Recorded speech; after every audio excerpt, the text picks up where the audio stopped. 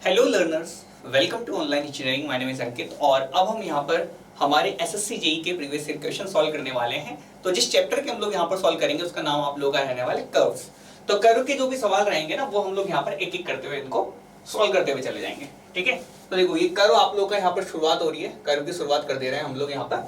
सबसे पहला सवाल आप लोगों से पूछा है कि the length of the tangent of a curve whose radius is R and angle of deflection is delta. ये आप लोगों को यहाँ पर लेंथ ऑफ टेंजेंट बतानी है। तो देखो मैं कर्व को समझाने से पहले कर्व के सारे पार्ट्स आप लोगों के सामने लिख देता हूं, जिससे आप लोगों को क्या होगा, एक तरह से रिवीजन भी आप लोगों का यहाँ पर अकर हो जाएगा। और साथ के साथ ही अगर मैं बात करूं तो किसी को अगर कोई पर्टिकुलर पॉइंट में डाउट है वो भी हमारे यहाँ पर क्या हो जाएगा, क्लियर हो जाएगा। देखो कोई भी कर्व क्या होती है कि देखो आप लोग एक सर्कुलर कर्व की बात करते हैं। देखो जो हम एसएससी जेईई के अंदर बात कर रहे होते हैं तो जनरली सर्कुलर कर्व का क्वेश्चन पूछा जाता है, क्योंकि सर्कुलर कर्व ही आप लोगों के सिलेबस के अंदर है। तो सर्कुलर कर्व ना आपको कुछ ऐसी ऐसी दिखेगी। जैसे मैं आप लोगों को बना देता हूं कि सर ये आप लोगों की सर्कुलर कर्व है, यहां बना देते हैं ना। देखो ये आप लोगों की सर्कुलर कर्व है, this is the circular curve. अब ये सर्कल का एक छोटा सा पार्ट है, ठीक है।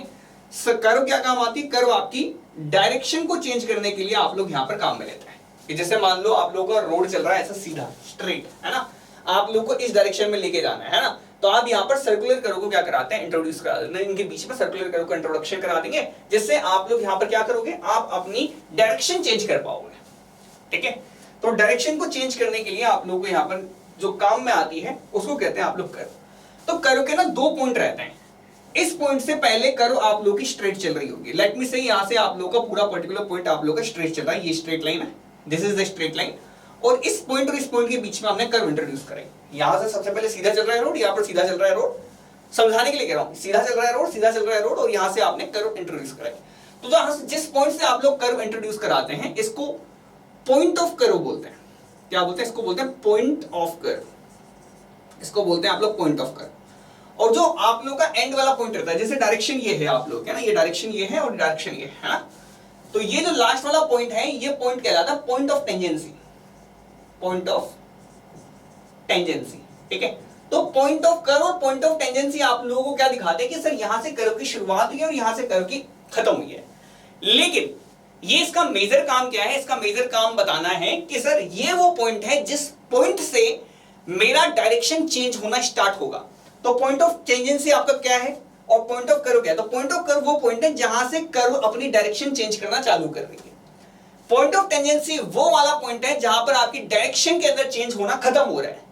तो पॉइंट ऑफ कर्व और पॉइंट ऑफ टेंजेंसी के बीच में आप लोग को यहां पर क्या दिखने को मिलेगा, कर्व की डायरेक्शन चेंज होती हुई मिलेगी।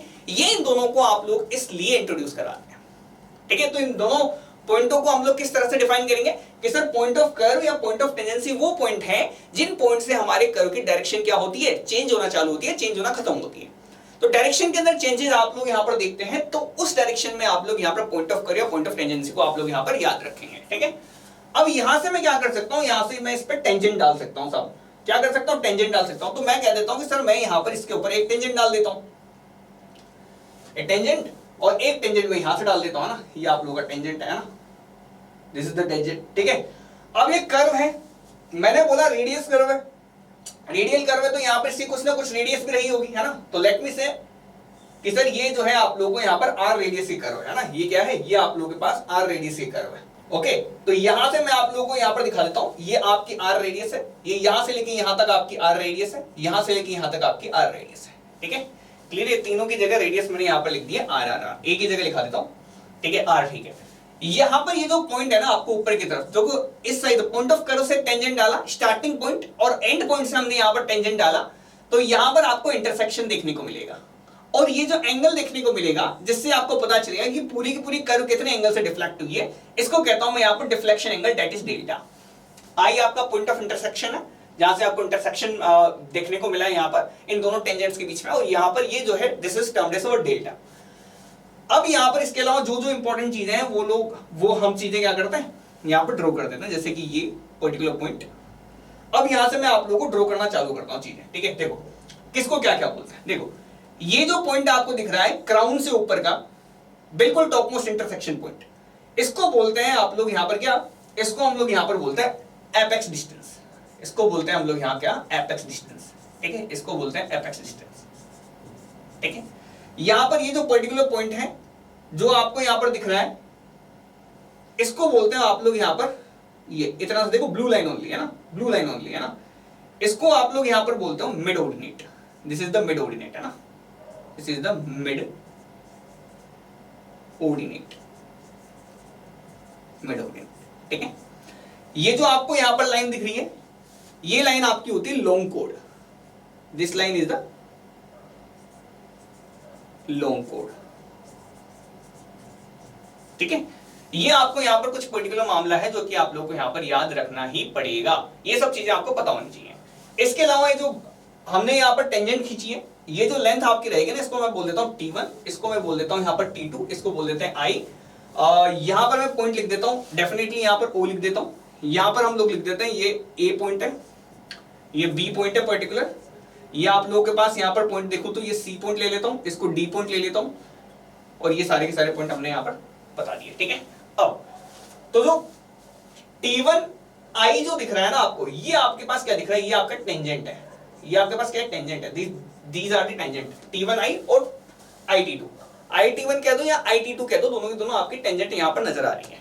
अब यहां पर देखते हैं सर टेंजेंट के लेंथ कैसे निकालेंगे। अगर यदि यहां पर ये क्या है, डेल्टा है, डिफ्लेक्शन एंगल है, और ये जो दूसरा एंगल आपको यहां पर दिख रहा है ना, इसको मैं कलर चेंज करके यहां पर आपको सामने मार्क कर देता हूं, ये वाला, इसको आप लोग बोलेंगे यहां पर अल्फा। अल्फा यहां पर मैं ऑलरेडी लिख देता हूं कि अल्फा जो है इसको बोलते हैं हम लोग यहां पर इंटरसेक्शन एंगल, इंटरसेक्शन एंगल है ना। और यहां से आपको एक प्रॉपर्टी अच्छे से दिख रही होगी कि सर अल्फा और डेल्टा दोनों मिला के 180 डिग्री बना रहे हैं। देखो ये आपका अल्फा है, ये आपका डेल्टा है, ये एक ही सिंगल लाइन है, इसको बोलते हैं हम लोग यहां पर क्या, इसको हम लोग यहां पर बोल देंगे कुल मिला के सर 180 डिग्री यहां पर बन रहा है ना, ठीक है। अगर यदि यहां पर मैं बात करूं, ये अल्फा है और ये इसके बिल्कुल मिड से निकल रही है लाइन, तो ये कितना होगा, ये आपका अल्फा बाई 2 होगा, ये आपका कितना होगा, अल्फा बाई 2 होगा। तो ये आप लोगों का क्या होगा, ये आपका अल्फा बाई 2, ये आपका अल्फा बाई 2, क्लियर है बिल्कुल। यहां से अल्फा बाई 2 की वैल्यू लिखो, तो अल्फा बाई 2 की वैल्यू कितनी निकल के आएगी, 90 माइनस डेल्टा बाई 2, ये निकल के आएगी बिल्कुल।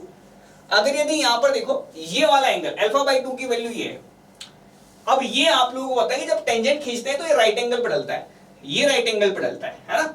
तो अगर मैं यहां पर बात करूं कि सर ये आपके पास ये अल्फा बाई 2 है, ये अल्फा बाई 2 है, ये आपके पास 90 डिग्री है, तो इसकी वैल्यू कितनी निकल के आएगी बताओ जरा। तो देखो आपको पता है अल्फा बाई 2 प्लस ये आपका 90 डिग्री प्लस ये जो भी पर्टिकुलर एंगल है, इस एंगल को मेरे को मान लो कुछ भी नहीं पता, तो मैं यहां पर बोल देता हूं एंगल, यहां पर लिखता हूं O T1OI है ना, एंगल T1OI है ना, बराबर होता है 180 डिग्री।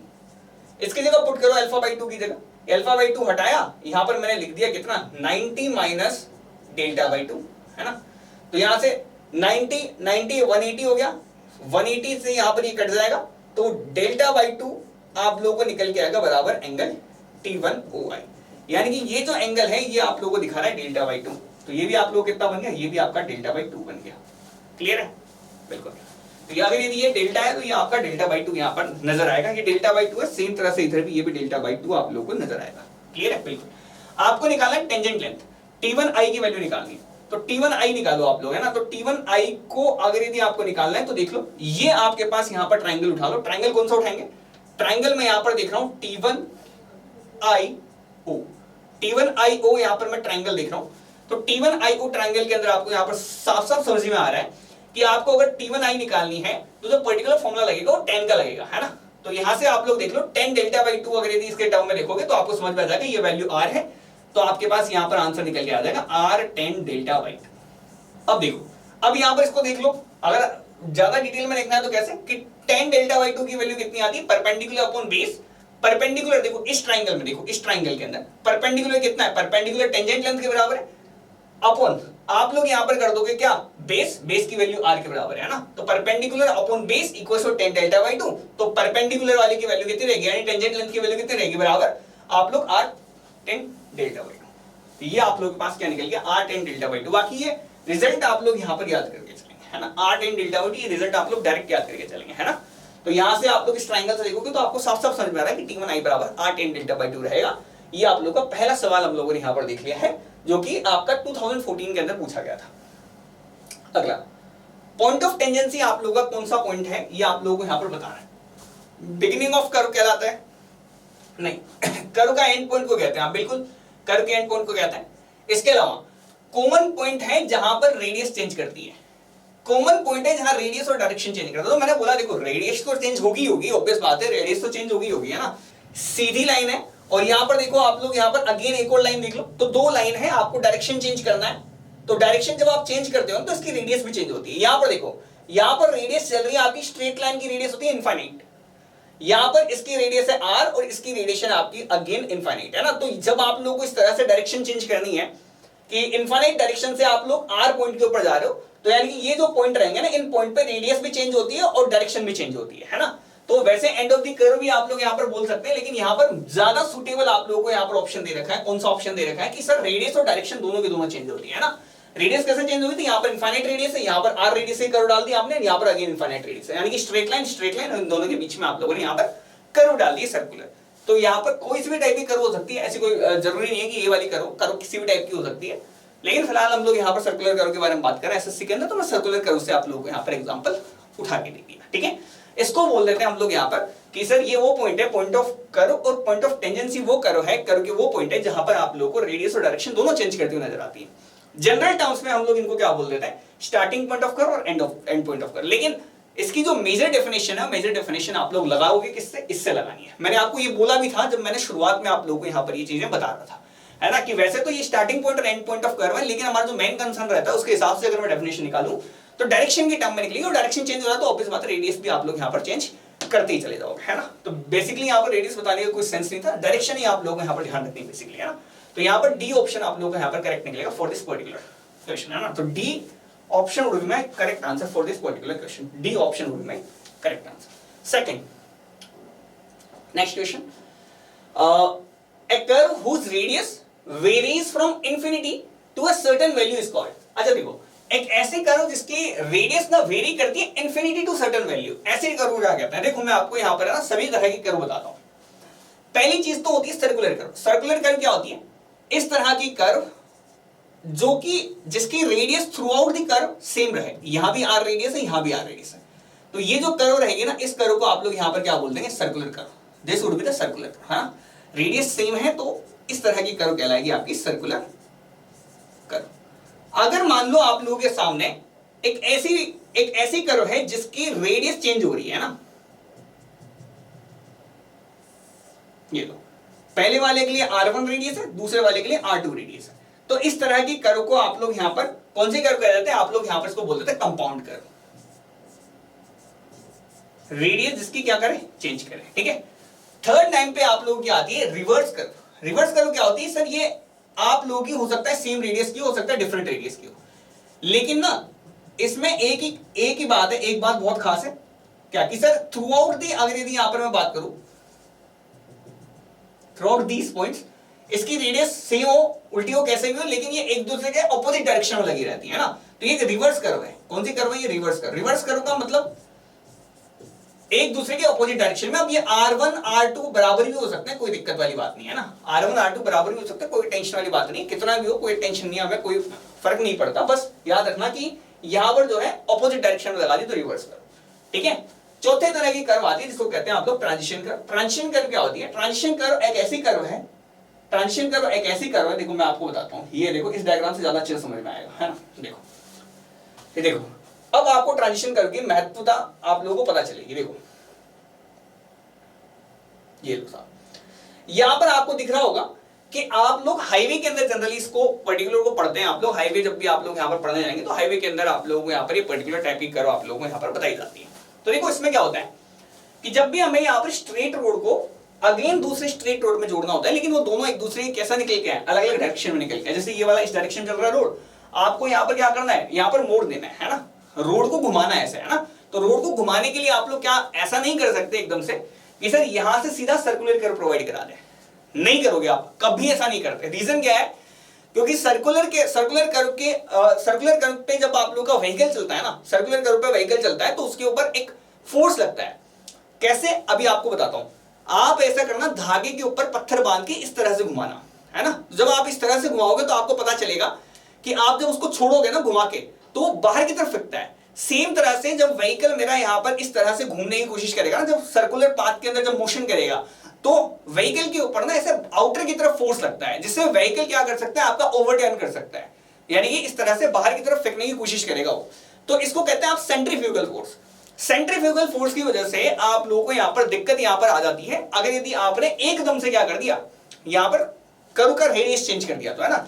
जैसे कि अगर मैं यहां से यहां और यहां के बीच में डायरेक्टली सीधा सर्कुलर कर्व इंट्रोड्यूस करा दूं, सिंपली सर्कुलर, है ना, तो देखो यहां पर रेडियस कितना आर है, यहां पर रेडियस कितना इंफिनिटी है, स्ट्रेट लाइन की रेडियस इंफिनिटी होती है, और यहां पर इसकी रेडियस जो है आर है, यहां पर रेडियस आर है, और यहां पर इसके जस्ट पास देखो तो रेडियस इंफिनिटी है। तो यहां पर ना स्मूथ कर्व नहीं गया है, सीधे चलते चलते एकदम से आर रेडियस का मोड़ आ गया, तो यहां पर एक्सीडेंट होने के चांसेस बहुत ज्यादा हाई रहते हैं, क्योंकि व्हीकल एकदम से धीमा नहीं होगा। व्हीकल को धीमा करने के लिए आप थोड़ा थोड़ा करते हुए धीमा करते हो, है ना। तो आपको यहां पर एक्सीडेंट से बचने के लिए यहां पर जो कर्व डालना चाहिए था ना, एकदम से आर रेडियस का नहीं डालना चाहिए था, आपको धीरे धीरे धीरे धीरे धीरे धीरे धीरे धीरे डालना चाहिए था। सेम तरह से हम क्या करते हैं कि इस स्ट्रेट स्ट्रिप और इसके बीच में, सर्कुलर कर्व के बीच में, ये स्ट्रेट स्ट्रिप और ये सर्कुलर कर्व यहां से चल रहा है ना, इसके बीच में हम यहां पर क्या करते हैं, यहां पर रेडियस ऑफ इंफिनिटी से लेके रेडियस ऑफ आर का आप लोग यहां पर इन दोनों के बीच का एक स्मूथ ट्रांजिशन प्रोवाइड कराते हैं। स्मूथ ट्रांजिशन, देखो यहां से रेडियस आर है, यहां से रेडियस आर है, यहां से इंफिनिटी से आर तक मैं धीरे धीरे लेके आया हूं, सर्कुलर नहीं लेके आया, एकदम से यहां पर रेडियस आर नहीं कर दिया, यहां पर इंफिनिटी है, धीरे धीरे धीरे धीरे धीरे धीरे करते हुए यहां तक आर पे लेके आया हूं। तो ये स्मूथ कर्व जो आपने प्रोवाइड किया है, जो रेड मार्क में आपको दिख रहा है, that will be termed as our कौन सा, ट्रांजिशन कर्व। देखो लिखा भी हुआ है ना इसमें, देखो डायग्राम आप लोग यहां पर चेक करोगे तो डायग्राम में सब कुछ लिखा हुआ है, सब कुछ मेंशन है एज इट इज, है ना। अब आप लोगों को यहाँ पर अगेन आप लोगों को कुछ देखने की जरूरत नहीं, आप अगेन यहाँ पर इस डायग्राम को अच्छे से देख लो, साइड में लगा दूंगा बाद में, है ना। देखो ये ट्रांजिशन कर्व है, यहाँ दिख रहा होगा आपको इंफिनिटी, यहाँ पर दिख रहा है आपको यहाँ पर इंफिनिटी और यहाँ पर आर, है ना, इस तरह से। तो ये कर्व इधर भी प्रोवाइड करेंगे, एक कर्व इधर भी प्रोवाइड करेंगे, तो यहाँ पर ट्रांजिशन कर्व आप लोग यहाँ पर जनरली प्रोवाइड कराते हैं। सेम रेलवेज के अंदर भी आप लोग यहाँ पर जब भी आपको टर्न देता होता है इस तरह से, वहां पर भी आप ट्रांजिशन कर्व प्रोवाइड कराते हैं, ठीक है, क्लियर है। बाकी इसके बारे में और ज्यादा डिटेल में जानना है तो इसके लिए आप हाईवे को रेफर कर देना। फिर देखो जितना सर्वे के अंदर पार्ट है ना, उतना तो मैं आप लोगों को यहाँ पर कवर करवा ही रहा हूँ, है ना, ठीक है। चलो, तो यहाँ से आप लोगों को यहाँ पर जितनी इंफॉर्मेशन मिल रही है वो इंफॉर्मेशन आपको मोर देन सफिशिएंट है, अगर यदि आपको यहाँ पर सवाल सोल्व करना है। तो देखो एक कर्व है जिसका रेडियस से वेरी करता है इंफिनिटी से सर्टेन वैल्यू, तो कौन सा कर्व है, ये वाला कर्व है, ट्रांजिशन कर्व। तो D option will be my correct answer for this particular purpose, ठीक है। अगला, which of the following statement is correct for the length of the curve. Length of the curve के लिए कौन सा आप लोग करेक्ट स्टेटमेंट है। देखो सबसे पहली बात तो लेंथ ऑफ द कर्व का फॉर्मूला हमें पता होना चाहिए, अगर नहीं पता है तो मैं आपको बताता हूं कैसे निकालते हैं। देखो ये जो आप लोगों को यहाँ पर दिख रहा है, चलो कलर चेंज कर देते हैं, इसका कलर चेंज कर देते हैं। चलो देखो ये आपके पास लेटमी से आप लोगों ने यहाँ पर डेल्टा एंगल पे आपने काम किया और ये आपने कर्व ड्रॉ किया, ये तो ये जो रेड मार्क में दिख रहा है ये आपकी कहलाएगी लेंथ ऑफ कर्व। इसको कहोगे आप, इसको कहोगे आप लोग लेंथ ऑफ कर्व, ये आपकी लेंथ ऑफ कर्व है ना। तो लेंथ ऑफ कर्व कैसे निकलती है, सिंपल सी बात है यार। यहाँ पे यहां से हमें पता है सर, अगर यदि इस एंगल को मैं डेल्टा बोल दूं, अगर यदि इस एंगल को मैं डेल्टा बोल दूं, तो ये आप लोगों का क्या है, आप लोग किस कर्व को पढ़ रहे हैं, आप लोग सर्कुलर कर्व को पढ़ रहे हैं। आप लोग क्या पढ़ रहे हैं, सर्कुलर कर्व को पढ़ रहे हैं ना। तो यहां से मैं निकाल सकता हूं इसको आराम से, क्या निकलेगा देखो, तो यहां से लेंथ ऑफ कर्व बराबर निकल के आएगा 2 pi R delta by 360, 2 pi R delta by 360, this will be the length of curve. या फिर हमें ये तो पता ही है कि सर ये इसकी आर रेडियस है, तो आर इंटू डेल्टा बराबर निकल के आता लेंथ ऑफ कर्व, ये पता है आपको, है ना। चाप बराबर कोण इंटू त्रिज्या, अगर यदि यहाँ पर हिंदी मीडियम वाले हो तो आप, अदरवाइज आप लोगों को पता है कि डेल्टा को जब एंगल को हम लोग रेडियस से मल्टीप्लाई करेंगे तो यहाँ पर ऊपर आप लोगों को यहाँ पर चाप देखने को मिल जाएगा, या फिर लेंथ ऑफ द कर्व आप लोगों को देखने को मिल जाएगी, है ना। अब ये जो डेल्टा जो है डिग्री में दिया हुआ है, डिग्री को रेडियन में चेंज करने के लिए क्या करेंगे, आप लोग यहाँ पर मल्टीप्लाई कर देते हैं 2 पाई बाई 360 से या पाई बाई 180 से, ठीक है, क्लियर है। तो इस तरह से आप लोग यहाँ पर काम करेंगे। तो यहाँ पर हमने यहाँ पर क्या किया, सिंपली रेडियन में चेंज किया डेल्टा को। क्यों किया है, क्योंकि देखो मैं बता दूं आपको, जब भी कोई एंगल डायरेक्टली आप लोग लिखते हैं तो उसको रेडियन के अंदर लिखते हैं। जैसे सिंपली एंगल लिखा हुआ है ना, तो एंगल को रेडियन में लिखना होता है आपको। अगर यदि उसके सामने अगर साइन कोस टेन ऐसे कोई पर्टिकुलर आपको कोई ट्रिगोनोमेट्रिक टर्म दिख जाए तो आप लोग उसको डिग्री में पुट करते हैं, अदरवाइज आप लोग हमेशा क्या करते हैं, रेडियन के अंदर पुट करते हैं सारी वैल्यू। तो ये वैल्यू आपको रेडियन में पुट करनी है। जब भी सिंगल थीटा लिखा जाता है, सिंगल एंगल लिखा जाता है, तो हमेशा रेडियन में लिखा जाता है। तो इसको रेडियन में चेंज कर दिया हमने यहाँ पर 2 पाई आर डेल्टा बाई 360 से, है ना। तो यहाँ से आपको पता चल जाएगा क्या कि सर देखो कि यहां से जो लेंथ ऑफ कर्व है वो क्या क्या है, कौन सा करेक्ट स्टेटमेंट है, देखो it is inversely proportional to the radius of curve. Length of the curve inversely proportional है रेडियस के, नहीं। Inversely proportional square of radius के, नहीं। इट प्रोपोर्शनल है डिफ्लेक्शन एंगल के, बिल्कुल। प्रोपोर्शनल है डिफ्लेक्शन एंगल के, बिल्कुल। प्रोपोर्शनल है डिग्री ऑफ कर्व के, प्रोपोर्शनल है, it is proportional two degree of curve, नहीं, ये नहीं है ना। देखो डिग्री ऑफ कर्व के प्रोपोर्शनल नहीं, डिग्री ऑफ कर्व अलग चीज होती है ना। देखो यहां पर सी ऑप्शन मेरा करेक्ट निकलेगा फॉर दिस पर्टिकुलर पर्पस, तो इसका आंसर रहेगा सी। अब यहां पर जो डिग्री ऑफ कर्व है ना, इसको मैं अगले पर्टिकुलर जो मामला है उसमें अभी हम यहां पर आपको बताऊंगा डिग्री ऑफ कर्व क्या होता है। देखो डिग्री ऑफ कर्व आप लोगों यहां पर आप लोग समझ लो तो डेल्टा को बोलते हैं यहां पर। अगर डेल्टा के टर्म में यहां पर बता दूं इक्वेशन, तो क्या बनेगी, डेल्टा बराबर आप लोगों का बनेगा 360 into L upon 2 pi R. यहां पर देखो तो डेल्टा और आर एक दूसरे के क्या है, इनवर्सली प्रोपोर्शनल है, इसलिए ये भी पर्टिकुलर आप लोगों का स्टेटमेंट गलत है। बट ये क्या होता है, ये आगे की तरफ हम यहां पर बात करेंगे कि what is degree of curve, है ना। बाकी फिलहाल बताता हूं ये डेल्टा को आप लोग यहां पर क्या बोलते हैं, डिग्री ऑफ कर्व बोलते हैं। अगला कैलकुलेट करना है एपेक्स डिस्टेंस। अच्छा देखो सभी चीजें मैं कैलकुलेट करके बता दूं आप लोगों को। देखो जिनसे सवाल आया भी हुआ है, जिनसे नहीं भी आया हुआ है ना, वो सारे फॉर्मूले मैं आप लोगों को यहां पर एक ही मिनट में बता देता हूं। देखो फिलहाल सिर्फ इतना से याद रखो, रफ डायग्राम बना रहा हूं मैं आप लोगों के सामने, है ना।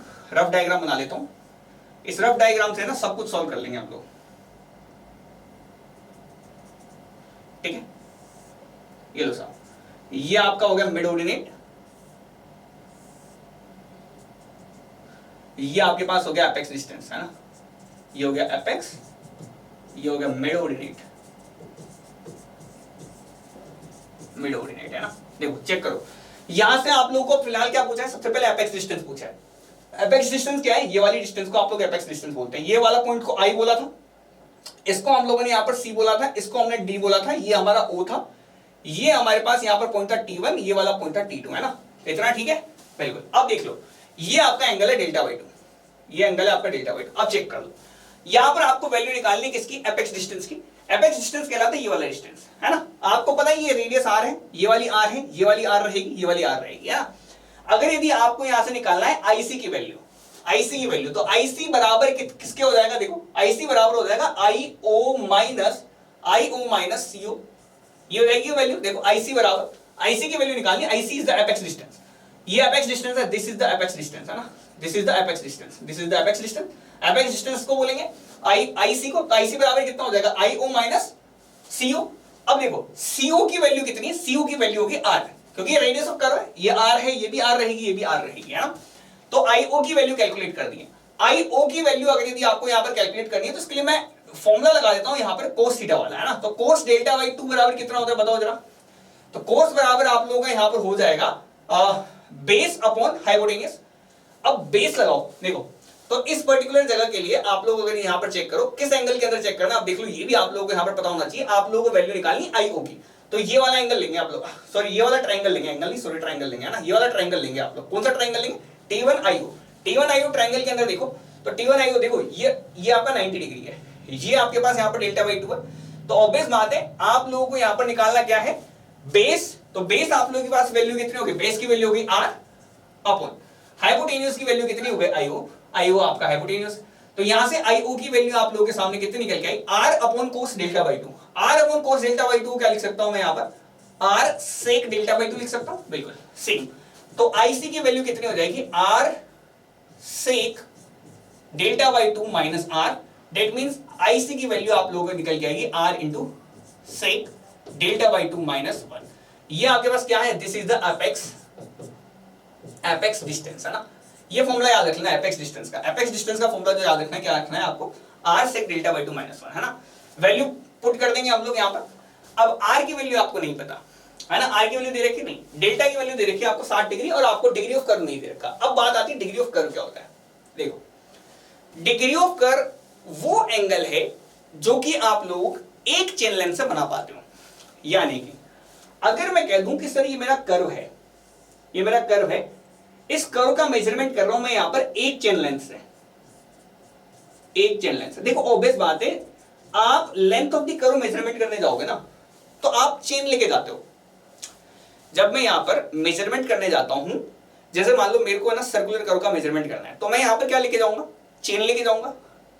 तो एक बार में चेन कितनी फैल सकती है, 30 मीटर या 20 मीटर, जितने की चेन रही, चेन या तो 30 मीटर की मिलती है 20 मीटर की मिलती है, तो 30 मीटर या 20 मीटर की चेन से मैं कितना एंगल कवर कर पाता हूं ना, उसको मैं यहां पर डिग्री ऑफ कर्व बोलता हूं। सुनना मेरी बात को, 30 मीटर या 20 मीटर के चेन लेंथ से मैं जितना एंगल कवर कर पाता हूं ना, उसको मैं यहां पर क्या बोलता हूं, उसको मैं यहां पर क्या बोलता हूं, वहां पर उसको मैं डिग्री ऑफ कर्व बोलता हूं। तो डेल्टा बराबर क्या रहेगा कि अगर इसकी वैल्यू 30 मीटर कर दूं या 20 मीटर कर दूं, डिपेंड ऑन चेन लेंथ, एक चेन लेंथ के बराबर है ना। तो देखो आपको एक्सप्रेशन पता है, एक्सप्रेशन क्या होता है आपका एक्सप्रेशन है L बराबर 2 पाई r डेल्टा भाई 360, ठीक है। यहां से आप लोगों को क्या करना है, आपको डेल्टा की वैल्यू निकालनी है। तो डेल्टा के लिए L की वैल्यू कितनी करनी है आपको, एक चेन लेंथ के बराबर। अब यहां पर मैं एक चेन लेंथ की वैल्यू लेता हूं, पहले 30 मीटर, तो फॉर 30 मीटर, तो 30 मीटर की चेन के लिए अगर यदि आप लोग यहां पर बात करेंगे तो ये वैल्यू हो जाएगी डेल्टा बराबर, आप लोगों के पास वैल्यू हो जाएगी कितनी, 30 into 360 divide by 2 into pi into R. इसको अगर आप फर्दर सोल्व करोगे तो सोल्व करने के बाद आपका जो आंसर निकल जाएगा वो निकल जाएगा 1718.9 डिवाइड बाय आर, ये 30 मीटर के लिए। अगर यदि आपसे कह दिया जाए सर 20 मीटर की चेन लेंथ है, for 20 meter chain length, 20 meter की चेन अगर आपको दे दे तो 20 मीटर की चेन के लिए सेम वैल्यू डेल्टा की निकल के आती है यहां पर 1145.92 डिवाइड बाय आप लोग कर देंगे यहां पर R, which is approximately equal to 1720 upon R ले लेना, अप्रोक्सीमेटली इक्वल्स ले लेना, या 1146 है ना। इसको ना लगभग बराबर आप लोग 1146 डिवाइड बाय आर लेते हैं, इसकी वैल्यू आप अप्रोक्सीमेटली 1720 डिवाइड बाय आर लेते हैं, है ना। अप्रोक्सीमेटली आप लोगों को आंसर लेने होता है, ऑब्वियस बात है, एसएससी का सवाल आप लोगों को यहां पर करना है, ठीक है। और एसएससी के अंदर आपको पास इतना टाइम नहीं है और इतना आप लोगों के पास यहां पर नहीं है कि आप लोग इनको कैलकुलेट करोगे, तो अप्रोक्सीमेट रिजल्ट्स आप लोगों को यहां पर उठा लेना होता है। तो 1720 ले लेना इसको आप लोग 1146 ले लेना, है ना। चलो यहां से आप लोग यहां पर अगर आपको दे रखा है डिग्री ऑफ कर्व 8 डिग्री दे रखी है, तो यहां से मैं कैलकुलेट करके आंसर निकालता हूं। देखो तो यहां से आपको दे रखा है और इसने अगर कुछ भी नहीं दे रखा हो ना तो आप हमेशा 30 मीटर चेन मानना, कोई भी चेन नहीं दे रखी हो तो मार्केट में आपको 30 मीटर चेन ही मानना है, 30 ही मानना है। 20 मीटर चेन तो जब वो बोलेगा ना तब लेना है, अदरवाइज आपको 30 मीटर चेन लेंथ के लिए आपको डिग्री ऑफ कर्व के लिए रेडियस निकालनी होती है, हमेशा इसको मान के चलना है। ये वैल्यू आपको अगर कुछ नहीं गिवन है तो ये वाली वैल्यू मान के चलना है ना। तो जो रिलेशन आपको मानना है वो मानना है कितना कि r बराबर हो जाएगा 1720 डिवाइड बाय आप लोग यहां पर कर दो किससे, डेल्टा से। डेल्टा की वैल्यू 8 डिग्री पुट करो और जो करेक्ट आंसर आए वो आप लोग निकाल दो। तो देखो ये आंसर कितना आ रहा है, मैं कैलकुलेट कर रहा हूं, 1720 डिवाइड बाय आप लोग यहां पर कर दोगे डेल्टा, डेल्टा गिवन है आपका 8 डिग्री, है ना। तो ये वैल्यू आएगी कितनी, 215, डेल्टा 8 है ना, देखो वैल्यू दे रखी है 8 है ना, 215 ये वैल्यू पुट कर दो। तो आईसी की वैल्यू आप लोग निकालो 215 इंटू 60 डिवाइड बाई 2 -1 है ना। इसको कैलकुलेट कर लेंगे तो सेक तो आप लोगों को पता होगा, यहां पर नहीं पता है तो आप लोग यहां पर देख लो। तो ये जो करेक्ट आंसर निकल के आएगा, ये वैल्यू निकल के आ रही है मेरी 33.2606 मीटर, है ना। आप लोगों ने यहां पर निकाल ही लिया होगा, आंसर नहीं निकाला है तो आप लोग यहां पर देख लो, चेक कर लो आप लोग, है ना। तो जो आंसर निकल के आना चाहिए वो आप लोगों का मैच हो जाना चाहिए, ठीक है। तो मैंने भी आप लोगों के सामने कैलकुलेट किया, हालांकि मैंने कैलसी से कैलकुलेट किया क्योंकि मेरे को फास्टर यहाँ पे फास्ट मोड में काम करना है, आप लोग यहाँ पर खुद से कैलकुलेट करके निकालना है ना। तो वैल्यू होगी आपकी 33.26, यानी कि ए ऑप्शन मेरा करेक्ट आंसर निकलेगा फॉर दिस पर्टिकुलर क्वेश्चन, ठीक है। एपेक्स डिस्टेंस के अलावा यहाँ पर हो सकता है आप लोगों से और कुछ पूछ ले, जैसे मिड ऑर्डिनेट की वैल्यू पूछ ले, तो मिड ऑर्डिनेट कैलकुलेट करना भी हम लोग यहाँ पर सीख लेते हैं। देखो मिड ऑर्डिनेट कैलकुलेट करना भी सिखा देता हूँ आप लोग, है ना। मिड ऑर्डिनेट और कैलकुलेशन सीख लो, फिर आप लोगों को कुछ नहीं बचेगा, है ना। मिड ऑर्डिनेट और सीख लो। देखो मिड ऑर्डिनेट अगर आपको कैलकुलेट करना है तो मिड ऑर्डिनेट के लिए तो बहुत आसान है यार, मिड ऑर्डिनेट तो है ना। दो ही चीजें बची है, वो दोनों चीजें आप लोग इसी सेशन में सिखा देता हूँ, या इसी पेज पे सीख लेते हैं हम लोग, है ना। दोनों के बारे में सीख लेते हैं, मिड ऑर्डिनेट बच गया और लेंथ ऑफ लॉन्ग कोड बच गया, है ना। दोनों की वैल्यू मैं आप लोगों को यहाँ पर सिखा देता हूँ एक बार। देखो ये तो हो गया आपका लॉन्ग कोड, इसको कहते हैं T1, इसको बोल दो यहाँ पर T2। ये आपके पास डायग्राम है ना, ये आपके पास डायग्राम है ना। ये आपके पास आई पॉइंट है, ये आपके पास सी पॉइंट है, ये आपके पास डी पॉइंट है ना, ठीक है। डायग्राम को थोड़ा नीचे ले आता है, ठीक है। अब देखो यहां पर ये O है, ये आपका डेल्टा बाई 2 है, ये आपका 90 डिग्री पे है। चलो ये आपका सी डी पॉइंट है, ये आपके पास हाँ ये आई पॉइंट है ना, ये आप लिख दिया गलती से। अच्छा चलो अब यहां पर आपको निकालना है मिड ऑर्डिनेट। मिड ऑर्डिनेट होता है सीडी की वैल्यू। सीडी आप लोग कैसे निकालोगे, आपको पता है ओसी की वैल्यू, आपको पता है ओसी की वैल्यू, ओसी आपको पता है, इसमें से आप लोग माइनस कर देंगे ओडी। ओसी की वैल्यू कितनी आर, ओडी की वैल्यू आप लोगों को यहां पर निकालनी है ना। तो देखो अगेन लग जाएगा कोस डेल्टा बाई 2। कोस क्यों लगा रही, क्योंकि ये वैल्यू आर पता है आपको, है ना, इसलिए कोस लगा रही है, ये वैल्यू आर पता है आपको, है ना। और ये भी आप लोगों के पास कैसा है, ये आप लोगों के पास अगला इस तरह से अगर यदि आप लोग यहां पर चेक करेंगे तो ये भी आप लोगों के पास क्या बन गया है, यहां पर एक ट्राइंगल बन गया है, राइट एंगल ट्राइंगल बन गया है ना। तो ओ टी वन डी देख लेते हैं। तो ओ टी वन डी के लिए कोस डेल्टा बाई 2 की अगर यदि यहां पर मैं वैल्यू बैठूं तो कितनी निकल के आएगी बताओ जरा। तो ये वैल्यू आप लोगों के सामने यहां पर निकल के आएगी डी ओ अपॉन आर, है ना। तो डी ओ की वैल्यू निकल के आएगी, या ओडी की वैल्यू, ओडी लिखा है तो ओडी लिख दो यहां पर, है ना। कहोगे डी ओ क्या लिखते हैं सर आपने, ओडी अपॉन आर, और ओडी की वैल्यू निकल जाएगी आपकी आर कोस डेल्टा बाई 2, है ना। यहां से पुट कर दो, सीडी बराबर हो जाएगा R cos delta by 2 minus, sorry R common -1 कर दो। चलो ठीक है, ये मैंने कॉमन ले लिया, इसको कॉमन लेके मैंने यहाँ पे आंसर निकाल दिया आप लोगों को, है ना। अच्छा सॉरी ये उल्टा लिख दिया ना मैंने, उल्टा लिख दिया, सॉरी उल्टा लिख दिया, है ना, कोई दिक्कत वाली बात नहीं है। आर था R minus R common 1 minus cos delta by 2, वही सोचो मैंने उल्टा लिख दिया, है ना। ये फॉर्मूला याद कर लेना आप लोग अगर आपसे मिड ऑर्डिनेट कैलकुलेट कराया तो। अब लास्ट बच गया आपका लेंथ ऑफ लॉन्ग कोड, ये भी आप लोग देख लो, length of long code, length of long code, long code की वैल्यू कितनी है T1 D T2, इसको बोलते हैं लॉन्ग कोड, है ना। कैलकुलेट कर लो। चलो अगर यदि यहाँ पर मेरे को लेंथ ऑफ लॉन्ग कोड अगर कैलकुलेट करना है तो लेंथ ऑफ लॉन्ग कोड आप लोगों को ये निकालनी है। देखो तो इसको निकालने से बजाय मैं इसको निकाल दूं 2 बार, इसको 2 से मल्टीप्लाई कर दूंगा, ये ट्राइंगल आपको पता ही ऑलरेडी, है ना। तो इसके अंदर मैं यहाँ पर अब लगा देता हूँ साइन। तो आप लोगों को पता है कि साइन डेल्टा बाई 2 की वैल्यू रहती है, कि वैल्यू होती है परपेंडिकुलर अपॉन हाइपोटेन्यूज। अब देखो इसके अंदर देखो, ये बेस हो गया आपका, ये परपेंडिकुलर हो गया, परपेंडिकुलर की वैल्यू T1D, परपेंडिकुलर की वैल्यू T1D अपॉन हाइपोटेन्यूज की वैल्यू कितनी दे रखी है R। तो यहां से अगर मैं निकालूं तो T1D की वैल्यू निकल के आएगी यहां पर आपकी कितनी, R sin डेल्टा बाई 2। अगर ये T1D R sin delta by 2 है तो ये वैल्यू कितनी रहेगी, अगर ये value R sin delta by 2 है तो ये भी R sin डेल्टा बाई 2। तो यानी कि T1D T2 की वैल्यू कितनी रहेगी आपकी 2R sin डेल्टा बाई 2, है ना। यानी कि लेंथ ऑफ लॉन्ग कोड की वैल्यू अगर आपको निकालना है तो ये वाला फॉर्मूला याद कर लो, मिड ऑर्डिनेट के लिए आप लोग ये वाला फॉर्मूला याद कर लो, है ना। ठीक है, बस ये वाले फॉर्मूले आप लोगों को यहाँ पर मस्ट इंपॉर्टेंट है, जो कि आपको याद होने चाहिए। सवाल देख लो, कैलकुलेट करना है आप लोगों को यहाँ पर क्या, length of tangent. Length of tangent अभी अभी हमने निकाला, तो लेंथ ऑफ टेंजेंट था हमारा T1I बराबर 2R, नहीं 2R नहीं था, ओनली R था, है ना, बराबर R tan delta by 2, R tan delta by 2, है ना। यहां पर आप लोगों को दे रखा है डिफ्लेक्शन एंगल ये, और डिग्री ऑफ कर्व दे रखा है, R नहीं दे रखा। तो मैंने आपको बोला कुछ भी नहीं दे रखा हो तो 30 मीटर की चेन मानना, और 30 मीटर की चेन के लिए आप लोगों को पता है R बराबर कितना होता है 1720 डिवाइड बाई डेल्टा, और डेल्टा की वैल्यू आप लोगों को पता है कितनी दे रखी है, यहाँ पर आपको दे रखी है डेल्टा की वैल्यू दे रखी है यहाँ पर 5 डिग्री का कर्व दे रखा है, तो डिवाइड बाय 5 कर देंगे। तो 1720 डिवाइड बाय आप लोग यहाँ पर क्या कर लेंगे, इसमें 5 कर लेंगे, तो जो करेक्ट आंसर यहाँ पर निकल के आने वाला होगा वो आएगा 344, है ना, 344 टाइम्स आएगा, है ना, बिल्कुल। तो 344 आ जाएगा रेडियस की वैल्यू, तो रेडियस 344 इंटू 10 आप लोग कितना करना है 60 डिवाइड बाई 2, तो 1030, है ना। तो यहाँ पर 344 इंटू 10 आप लोग 30 निकालोगे तो आपका आंसर आएगा कुछ समथिंग आउट 198.6 मीटर, है ना। तो ये आप लोगों का जो करेक्ट आंसर निकलेगा बी ऑप्शन आप लोगों का यहाँ पर करेक्ट आंसर निकल जाएगा फॉर दिस पर्टिकुलर क्वेश्चन, है ना। तो 7th क्वेश्चन का आप लोग बी आंसर लगा दो, है ना। फॉर्मूले सारे रटे हुए होने चाहिए, है ना, फॉर्मूले सारे रटे हुए होने चाहिए। What is the degree of curve, अगर रेडियस आप लोगों को दे रखी है और चेन लेंथ दे रखी है, डिग्री ऑफ कर्व पूछा है आपसे, आपको यहाँ पर कितना 20 मीटर की चेन लेंथ दे रखी है, तो 20 मीटर के लिए हम लोग यहाँ पर ऑलरेडी निकाल चुके हैं। क्या निकाल चुके हैं सर, 20 मीटर के लिए आपको वैल्यू माननी है कितनी, कि सर जो डेल्टा बराबर है वो कितना है 1146 डिवाइड बाई आर है ना। तो आप लोग कैलकुलेट मत करो, कैलकुलेट करने बच्चा चले जाना, 573 से डिवाइड कर दो, तो कितना आ रहा आंसर, 2 बार कट गया ना, तो 2 आप लोगों का आंसर आ जाएगा। ठीक है, देखो आप लोगों को सारी वैल्यू दे रखी है एकदम एक्जैक्ट तरीके से, तो इस पर्टिकुलर सवाल का जवाब हो जाएगा बी।